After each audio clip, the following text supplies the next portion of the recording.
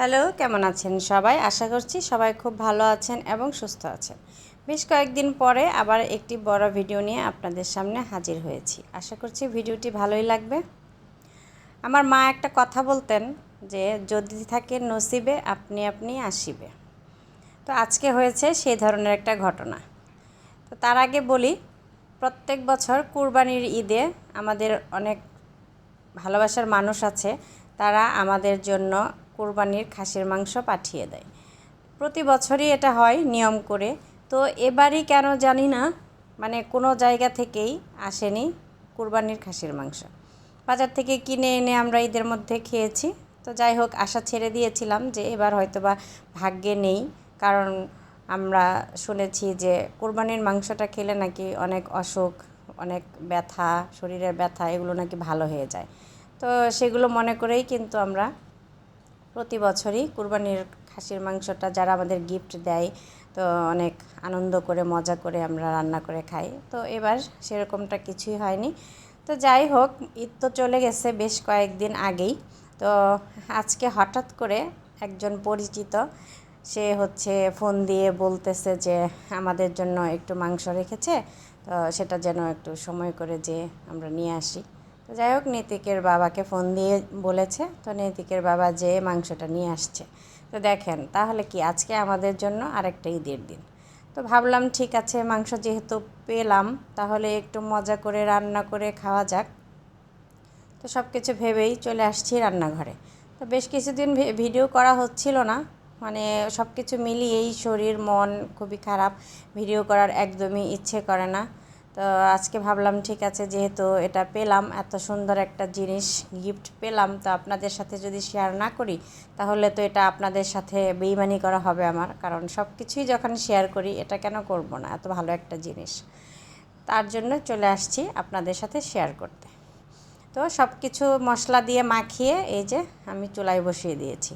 আসলে মাংস রান্না করা দেখানোর মধ্যে কিছুই নেই, এটা সবাই রান্না করতে পারে।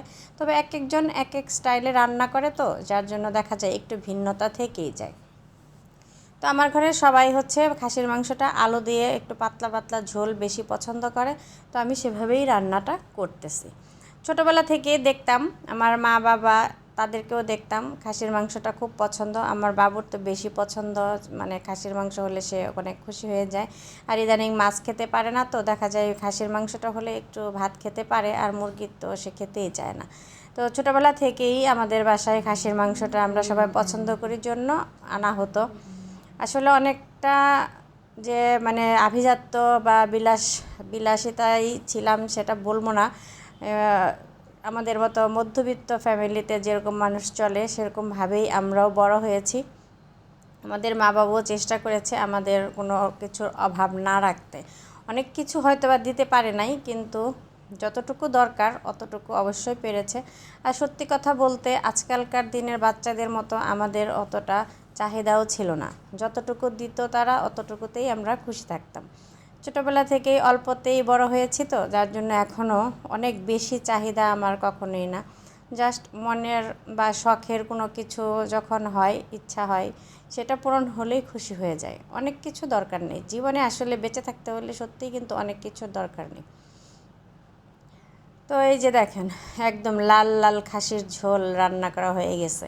আমি অবশ্য প্রেশার কুকারে একটু সিটি দিয়ে নিয়েছি, কিন্তু তারপরে আমি আবার এখন কড়াইতে ঢেলে আবারও একটু জাল করে নিব।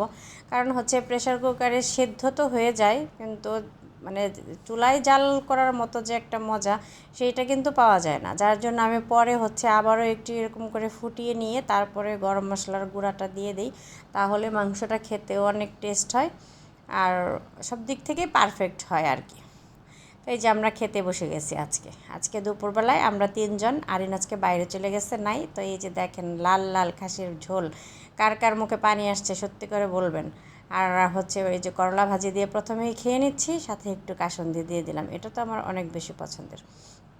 তো আজকের এই ছোট্ট ভিডিওটা কেমন লাগলো কমেন্ট করে জানাবেন। অনেক দিন পরে কিন্তু চলে আসছি, তো ভালো লাগলে অবশ্যই কমেন্ট করবেন, আমাদের সাথে থাকবেন। তো আজকের ভিডিওটা এ পর্যন্তই, আর বড় করব না। দেখা হবে পরবর্তী কোনো ভিডিওতে। সে পর্যন্ত সবাই ভালো থাকেন।